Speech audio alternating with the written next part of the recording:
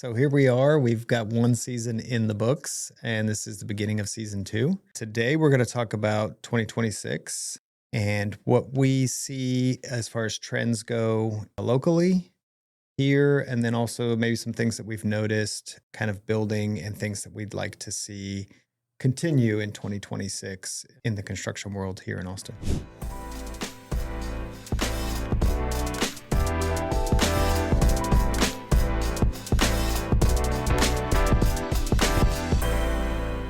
Tim, Great. you want to kick us off?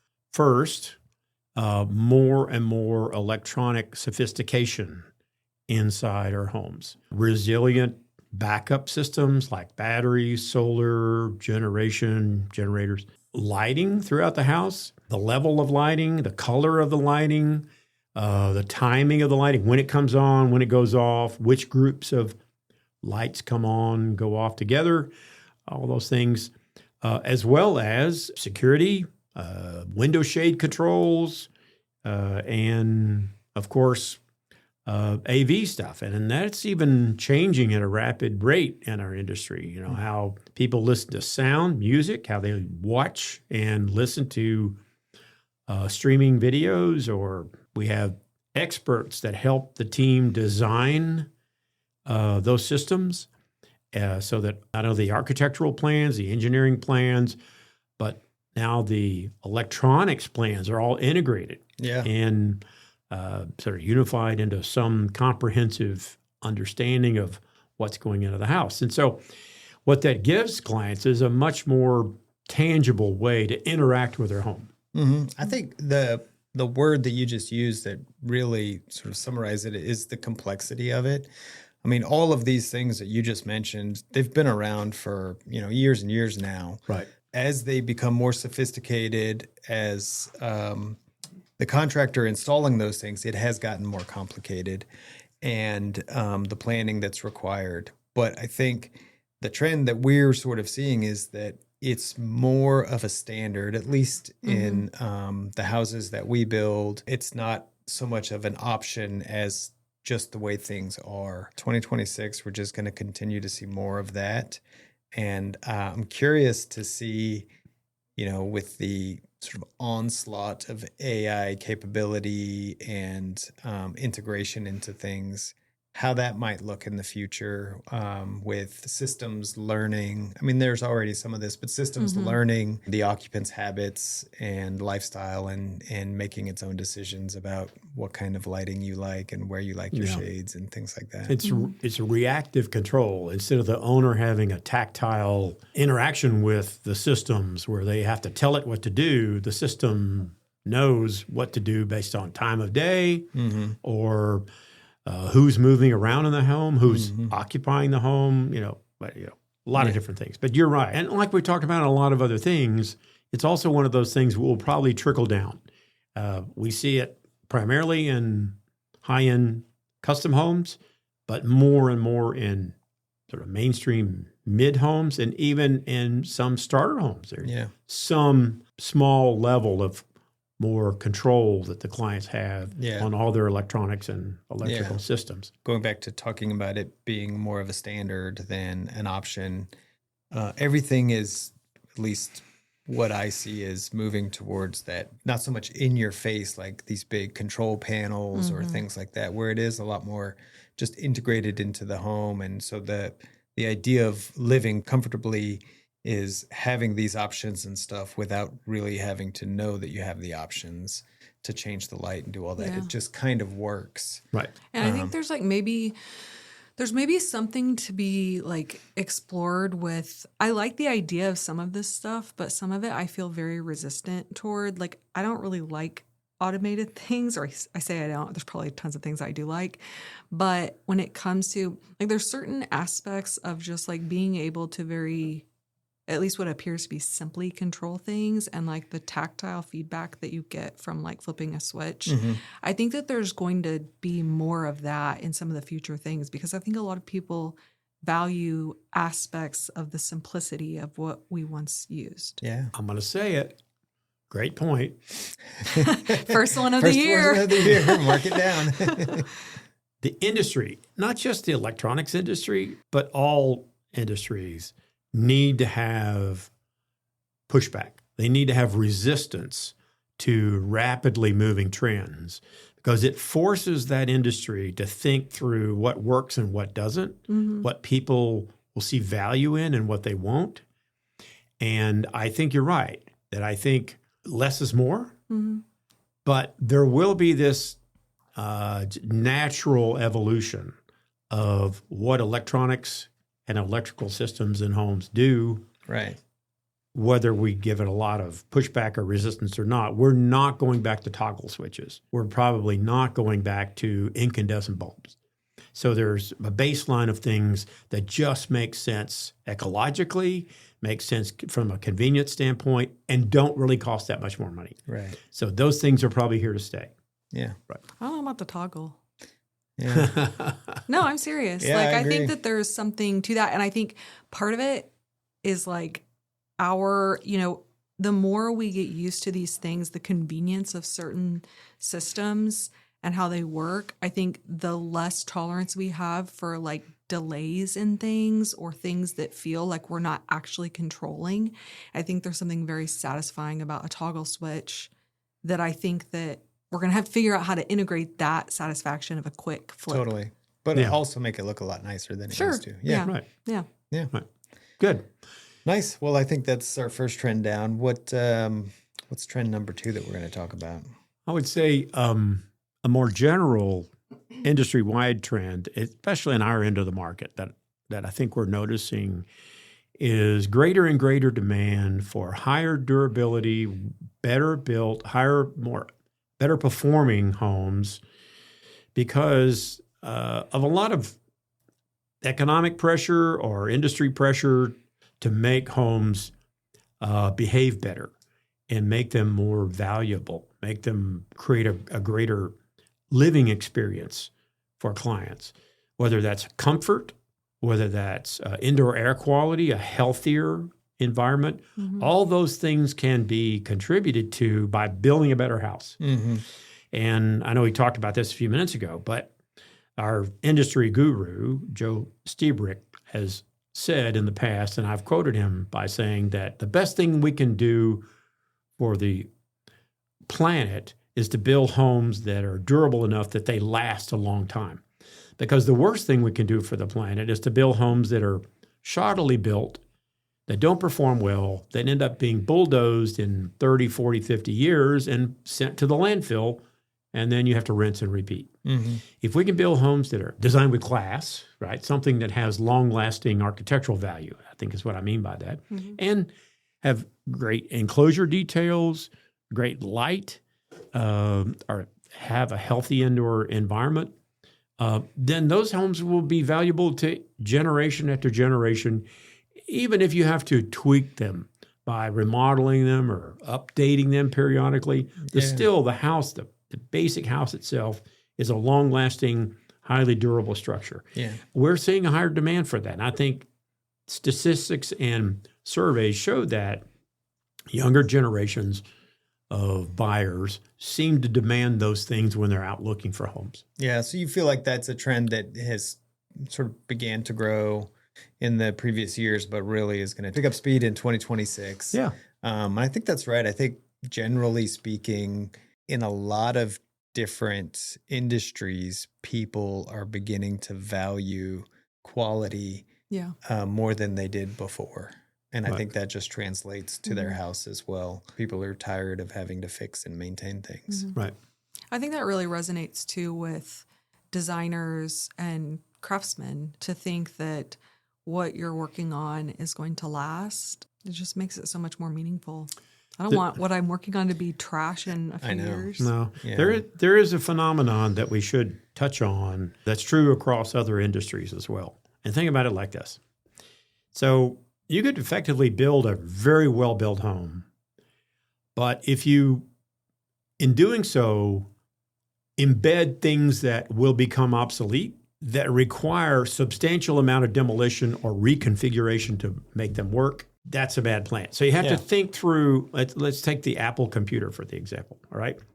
Apple makes the best computer out there. It's from a manufacturing hot standpoint. take. Yeah. Now, I'm not saying as far as operational. I'm just saying the quality of the product, the way it's assembled and put together, is a very durable, high quality piece of manufacturing, right? Whether you like their operating system or not. However, as hard as they try, people still take computers that work really well and trade them in or get rid of them for a newer model because their embedded operational system becomes obsolete after 5 to 7 years. And it becomes hard for it to be upgraded or hard for it to run a newer operating or updated system. So those kinds of things we have to think about. It speaks to the electronic idea about doing these gadgetry things in our homes that don't have long-lasting lifespan, right? And I don't mean they're going to break in a short period of time. They just become obsolete because something way better comes out, right? Right. So anyway, that's kind of my take on what I like to call the 100-year home. Yeah, right on. Yeah. So 2026 is the year of the 100-year home. So in 2126, that home will still be here. That home will still be here, and we'll be building all new homes. That's someone else's problem. We'll be remodeling homes. Okay, awesome. Well, I think kind of to that, my observation of trend is the high performance and air tightness that we have been building into our homes is going to become less, again, of an option or an upsell or a feature, and more of a standard of how houses are built.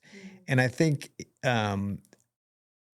obviously this changes market to market, but generally speaking, I do think that homes are being built better and people are expecting these higher quality things, not just in materials, but in building performance. That is the trend that I see happening, where it's like you're not having to try to upsell these features. People are expecting them, or instead of speaking to them in the sense that they are high performance, maybe you're speaking more to comfort, the health of the home. Right. Yeah. I will say that I think code authorities will possibly be the driving force there, because even at the current updated code requirement, air infiltration requirements, it's still not what they want. They want it a much, much tighter home than is current code. And there's a lot of political pushback because theoretically it drives the cost of homes up. We need to figure out a way to do that without it driving the cost of homes up. Yeah. I think also, comfort and health doesn't just speak to air quality, though. It's also all of the instances of people having issues with mold and a variety of other sort of health problems that have come from living in a home that has issues. And, the amount of information that is out there and broadly disseminated about people's experiences has made people more aware of those potential issues. And so people want healthier homes. I kind of feel like, too, that a lot of clients are less, it's like they are hiring professionals to handle those things. And it's like, I don't really care what it is that you're doing to address it, but it should be addressed. Yeah. And the thing that we use to differentiate ourselves as builders should be something a couple steps down the like line from those things. Right. It's kind of like more about the impact than the mechanics of how. Great point. Because it's like kind of boring. I feel like that you're like, it's like we've all kind of been through this thing of like why we should build airtight. And right. It's like, yeah, I get it. Let's move on to something. Like, let's keep going. Yeah, exactly. Something else that's really exciting me about the trend that I've seen, and this, I know for a fact that this is specific to where we live in Austin, but it is also happening other places as well. Sadly, not everywhere, but that is really the mindset of a collaborative environment between design professionals and builders. I haven't been building as long as you have, but in my 25 years of building, I've seen this progression. And historically, I have seen where there is a bit of a battle between the mentality of the builder and the design ideas of the architects or design professionals. And I feel like it is sort of slowly gone and to more of a sitting on the same side of the table, working together to get things done. I think also too with that, there is this trend, mainly driven by perhaps social media and some other movements of craftsmanship, but builders really taking pride in what they're doing, Yeah. and the craft of it, which aligns with an architect's ideas of design and building something beautiful. And so that's the trend that I'm excited about sort of seeing move forward, is that real collaboration continuing between those two parties. Yeah. In my mind, I'm thinking that a builder has two functions during the entire design and construction phase of a project. One, during design, we're a consultant. We are doing our best to react on behalf of the client and the architect and give them good quality information about the impact of all their design decisions. Because great architects want to design within the constraints that the client's vision has set out and can do that and do an amazing job, but they need it. They need the good information about what those things cost or whether they can be assembled correctly or whatever. And that's our job, right? Of course, during construction, it's our job to put together that vision and that design and do it as accurately and collaborate again with the people that have put it together, have designed it. I think there has been I'll say, dichotomy of that attitude in the past. And I'm hoping that builders are coming around to value high quality architect and working with high quality architects firms. The opportunities that we have to work with architects and clients early in a process have been highly successful.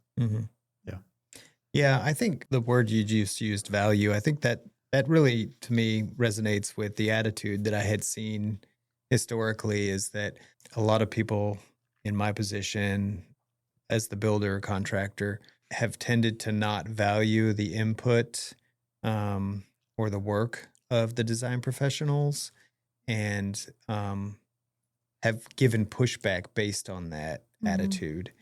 But like I said before, I think that is sort of going away.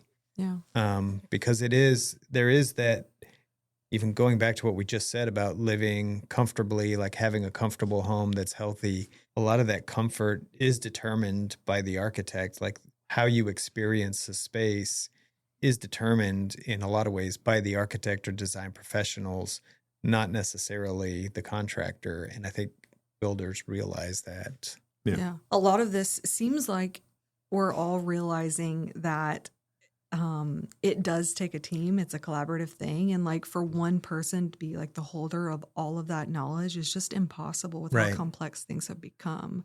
And so finding people that you can work with and rely on for the other side of things and value is really valuable. Yeah. Valuable. Yeah. Also, I hadn't thought about the idea that maybe social media and just being able to like capture process and like final product is probably really valuable to builders as a way to like showcase the craft of building. Yeah, definitely. It's cool.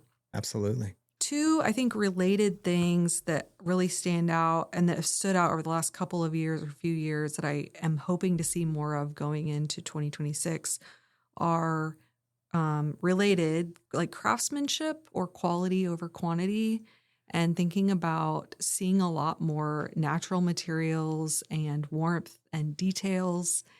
It feels like a lot of our projects are kind of moving that direction. And like, I definitely see a lot of that from designers that I look at their work and really appreciate. I feel like we kind of got sick of the like cold, sterile boxes without a lot of personality. It's like, I think we're starting to really appreciate the details that make something beautiful. Yeah. I think speaking to that is that experience that people have in a room, and the textures and the materials, all of those things play into that. And like, you're right, there was this period where it was just like everything's white and it's square on the inside.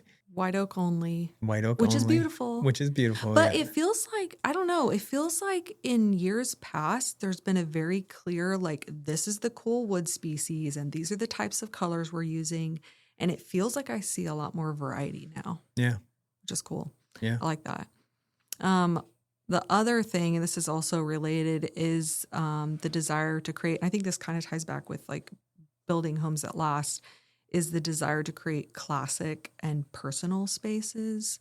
And so I feel like there seems to be, though maybe this is a trend in itself, less concern for trends. Like it feels to me like people are wanting, and maybe this is just myself, spaces that can like morph with us over time, and not where this is cool right now, I'm doing this, and in 10 years it's going to look like 10 years ago and I got to wipe everything clean and start fresh. Yeah. But it's more like, okay, what is going to patina and what is going to like wear well so that I can keep adding to it and refining and just tweaking. I don't know if you guys have noticed that at all, but I really feel like it may just be, you know, when you're like scrolling social media and you've curated your own version Right. of, it may just be that. The echo chamber. It's just my Instagram feed. Yeah. But I hope to see more of that, because I think that falls in line with the idea that we should build durably and that architecture is not like something to be thrown away. Yeah. I think maybe this goes with what you're saying, but I have definitely noticed, at least with some of our current projects, that the clients are less concerned with trends and more interested in things that they like and that they value. Yeah. Even just right before Christmas, we met with some clients who specifically said that they don't want to look back and see this as a home from this time. They would like it to feel a little bit more timeless. Yeah. You know, we had in the early and mid 90s this mass interest in Tuscan style homes. And I can it's like tell you, Olive Garden. as a remodeling contractor, as well as a home builder, de-Tuscanizing a house is virtually impossible. Those houses almost have to be taken down to the slab to change the... Yeah. Nobody likes that much anymore. If you love it and you're really not truly being influenced by trend, but like that is it for you, then like go for it, I guess. Yeah. But you know, I don't know. That's a big philosophical discussion about how things are cyclical, and do they actually, is it a true cycle, or is it like things do cycle, but really when they come back around, they come back different. Yeah. So we did a bunch of homes in the late 70s, early 80s that we call California Contemporary. Lots of cedar siding, lots of white stone, which kind of we're beginning to see again in a different way, though. Yeah, right? Absolutely. Smoother siding, not rough sawn stone that's maybe a different pattern than it was at that point, and maybe a little variation in the color. Mm-hmm. Everyone has to design and live in something they feel comfortable with, something they're proud of. There's a little subjectivity to what everybody likes, but there are some common threads in something that is timeless, that people do appreciate across a broad spectrum of tastes. And you as an architect have a lot better feel for what that is than I do, right? And or at least I think I do. Yeah, right. But I appreciate it. It's one of those things that I don't know it until I see it. You know it before you see it. I appreciate that, and I wish I had that talent. But it is a key component that we should encourage everyone to consider when they design a new home, is something that's going to have long-lasting appreciation by a broad number of people. Even though it can be very personalized, and the spaces can be very intimate and multifunctional spaces and whatever. But all those things are important, but ultimately not too trendy. Yeah. Right? Although, going back to what you said at the beginning, all of that doesn't matter if it's not built with durability and in mind. Otherwise, the house isn't going to be around anyway. Right. It doesn't Do whatever trend you want. Do whatever trend you want. Disposable homes. Can't last. Awesome. All right. Well, I think let's wrap that up there. I would generally say that I'm excited about this season. We've got some good things coming. to this specifically, I would be curious to know what the listeners are thinking about as far as trends that they see in their areas, or things they'd like to see. So maybe if you're out there listening and you want to get in touch with us, let us know. What are the trends that you're seeing? That's it for another episode of Work in Process. Thanks for listening. If you've got a question, a topic suggestion, or want to start a project with us, send an email to hello@risingerbuild.com. You can also find us on Instagram at risingerbuild_ATX or on YouTube by searching Risinger Build. We'd love to hear from you.